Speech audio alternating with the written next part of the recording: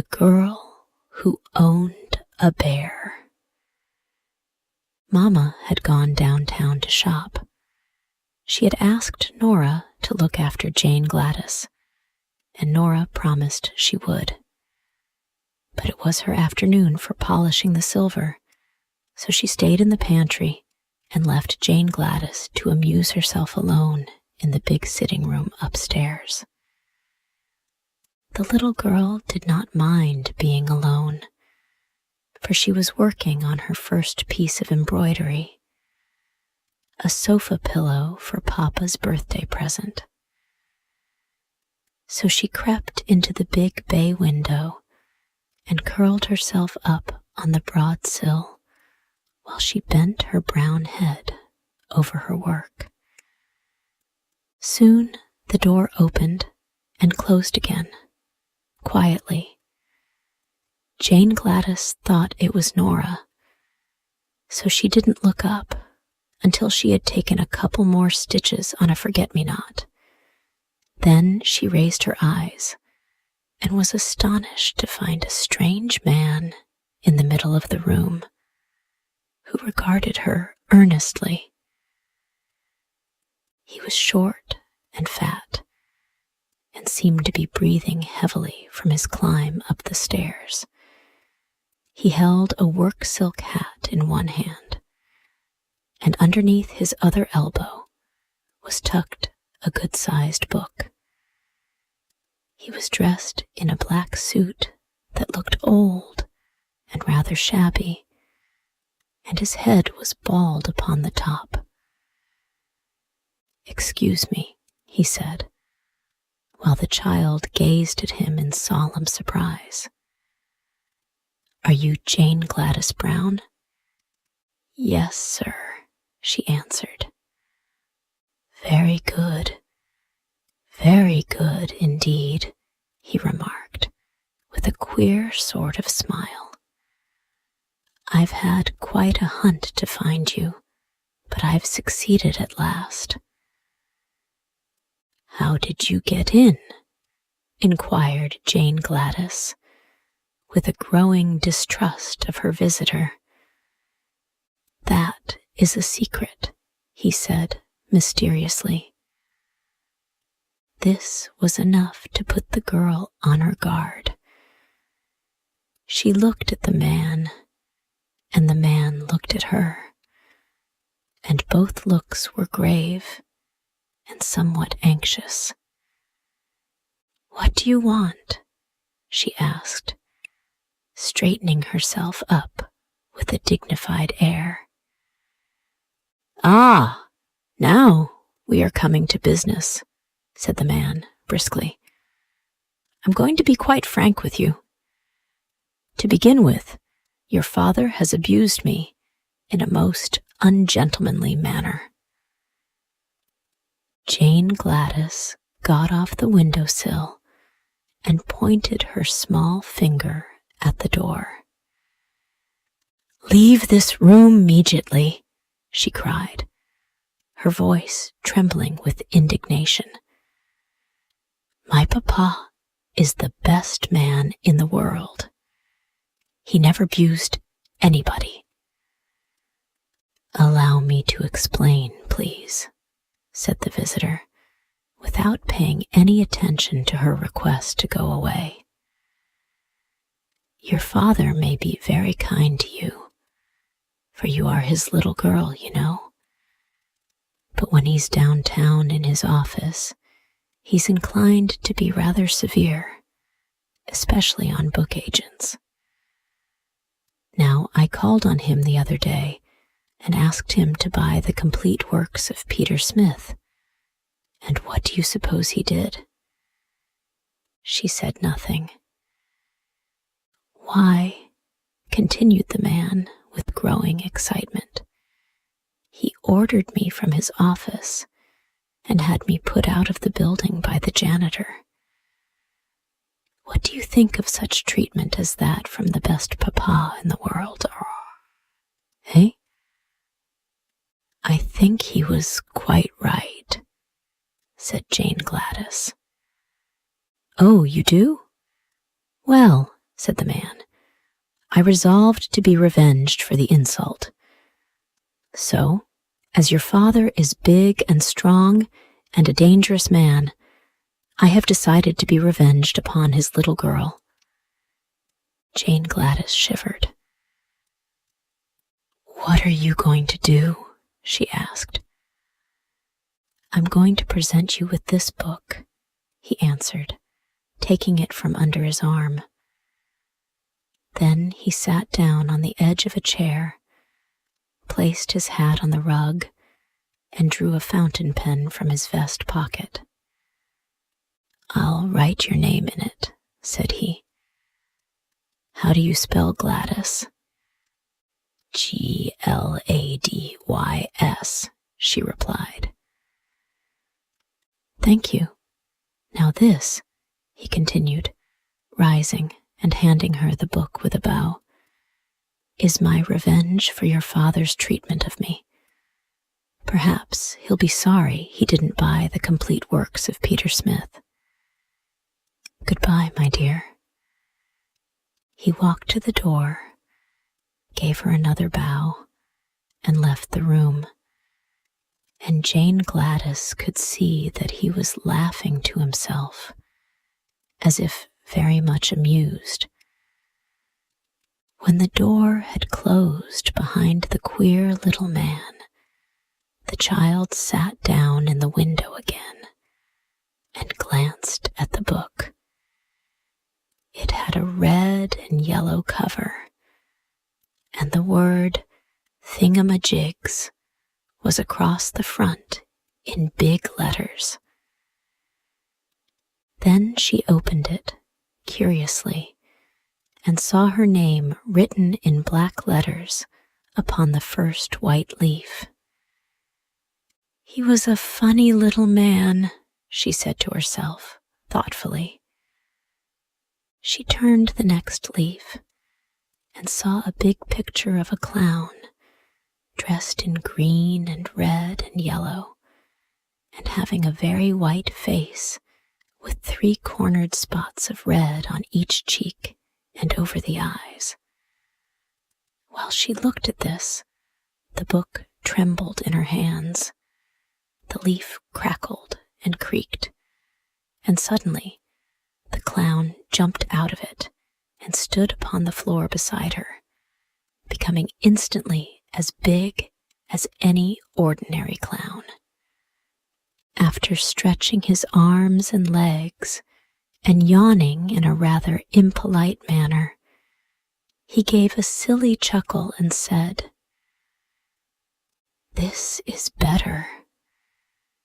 You don't know how cramped one gets, standing so long upon a page of flat paper."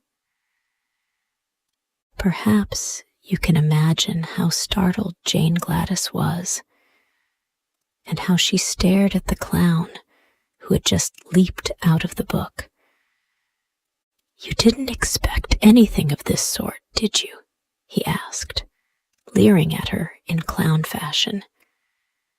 Then he turned around to take a look at the room, and Jane Gladys laughed in spite of her astonishment. "What amuses you?" demanded the clown. "Why, the back of you is all white," cried the girl. "You're only a clown in front of you." "Quite likely," he returned in an annoyed tone.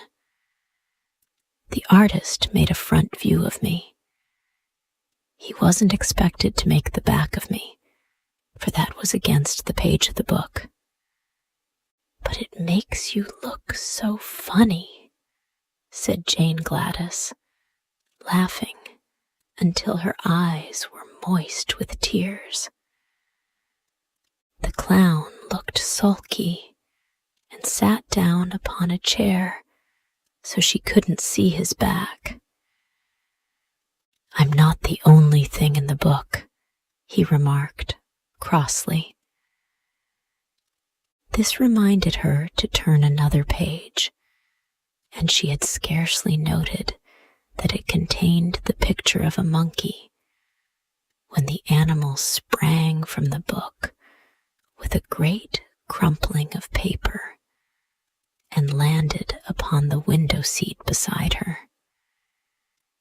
"He, he, he, he, he," chattered the creature, springing to the girl's shoulder and then to the center table. "This is great fun. Now I can be a real monkey instead of a picture of one." "Real monkeys can't talk," said Jane Gladys reprovingly. "How do you know? Have you ever been one yourself?" inquired the animal. And then he laughed loudly, and the clown laughed too, as if he enjoyed the remark. The girl was quite bewildered by this time. She thoughtlessly turned another leaf, and before she had time to look twice, a gray donkey leaped from the book and stumbled from the window seat to the floor with a great clatter. "You're clumsy enough, I'm sure," said the child indignantly, for the beast had nearly upset her. "Clumsy? And why not?" demanded the donkey with angry voice. "If the fool artist had drawn you out of perspective, as he did me, I guess you'd be clumsy yourself." "What's wrong with you?"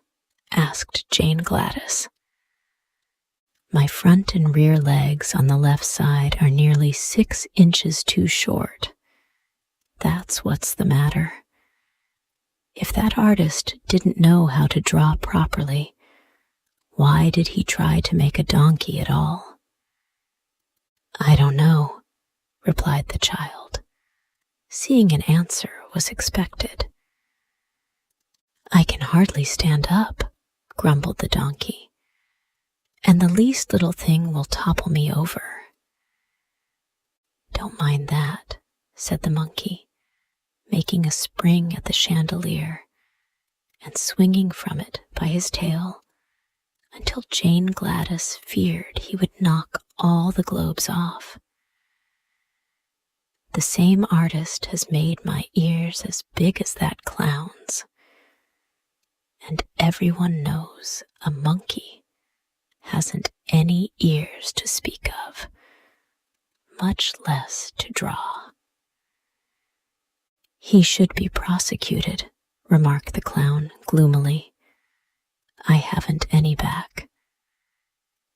Jane Gladys looked from one to the other with a puzzled expression upon her sweet face, and turned another page of the book.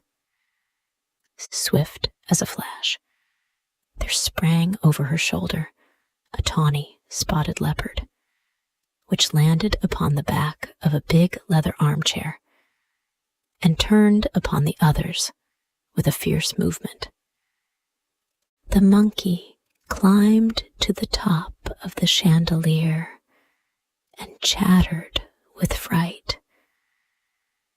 The donkey tried to run and straightway tipped over on his left side. The clown grew paler than ever, but he sat still in his chair and gave a low whistle of surprise. The leopard crouched upon the back of the chair, lashed his tail from side to side, and glared at all of them by turns, including Jane Gladys. "Which of us are you going to attack first?" asked the donkey, trying hard to get upon his feet again. "I can't attack any of you," snarled the leopard. "The artist made my mouth shut, so I haven't any teeth, and he forgot to make my claws. But I'm a frightful-looking creature, nevertheless. Am I not?" "Oh, yes," said the clown indifferently. "I suppose you're frightful-looking enough. But if you have no teeth nor claws, we don't mind your looks at all. This so annoyed the leopard that he growled horribly, and the monkey laughed at him. Just then, the book slipped from the girl's lap, and as she made a movement to catch it, one of the pages near the back opened wide. She caught a glimpse of a fierce grizzly bear looking at her from the page, and quickly threw the book from her. It fell with a crash in the middle of the room, but beside it stood the great grizzly, who had wrenched himself from the page before the book closed. "Now," cried the leopard from his perch, "you'd better look out for yourselves. You can't laugh at him as you did at me. The bear has both claws and teeth." "Indeed I have," said the bear, in a low, deep, growling voice. "And I know how to use them too. If you read in that book, you'll find I'm described as a horrible, cruel, and remorseless grizzly, whose only business in life is to eat up little girls. Shoes, dresses, ribbons, and all.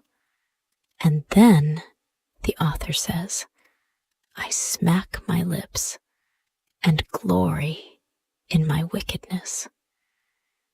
"That's awful," said the donkey, sitting upon his haunches and shaking his head sadly. "What do you suppose possessed the author to make you so hungry for girls? Do you eat animals also?" "The author does not mention my eating anything but little girls," replied the bear. "Very good," remarked the clown, drawing a long breath of relief. "You may begin eating Jane Gladys as soon as you wish. She laughed because I had no back. And she laughed because my legs are out of perspective," brayed the donkey. "But you also deserve to be eaten," screamed the leopard from the back of the leather chair, "for you laughed and poked fun at me because I had no claws nor teeth. Don't you suppose, Mr. Grizzly, you could manage to eat a clown, a donkey, and a monkey after you finish the girl?"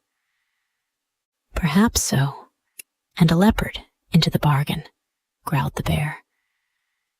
"It will depend on how hungry I am, but I must begin on the little girl first, because the author says I prefer girls to anything." Jane Gladys was much frightened on hearing this conversation, and she began to realize what the man meant when he said he gave her the book to be revenged. Surely Papa would be sorry he hadn't bought the complete works of Peter Smith when he came home and found his little girl eaten up by a grizzly bear, shoes, dress, ribbons, and all.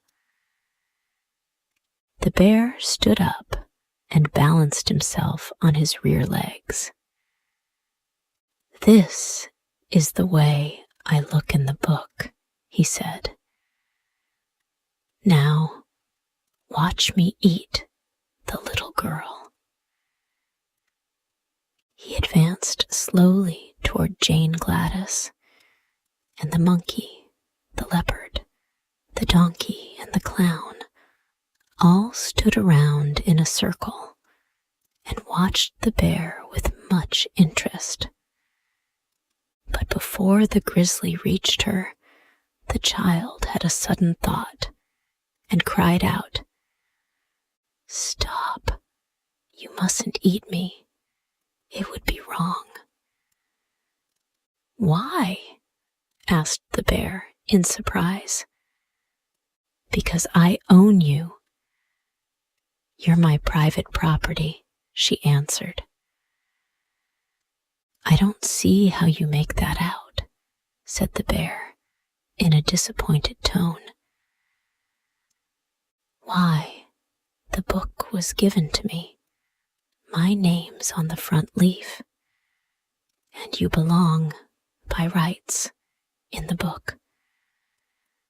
So you mustn't dare to eat your owner." The grizzly hesitated. "Can any of you read?" he asked. "I can," said the clown. "Then see if she speaks the truth. Is her name really in the book?" The clown picked it up and looked at the name.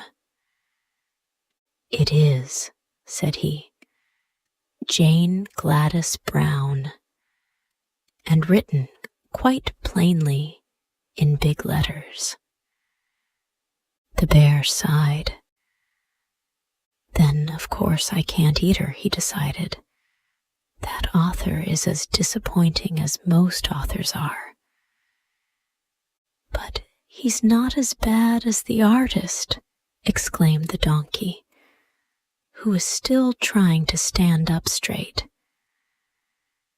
"The fault lies with yourselves," said Jane Gladys severely. "Why didn't you stay in the book where you were put?" The animals looked at each other in a foolish way, and the clown blushed under his white paint.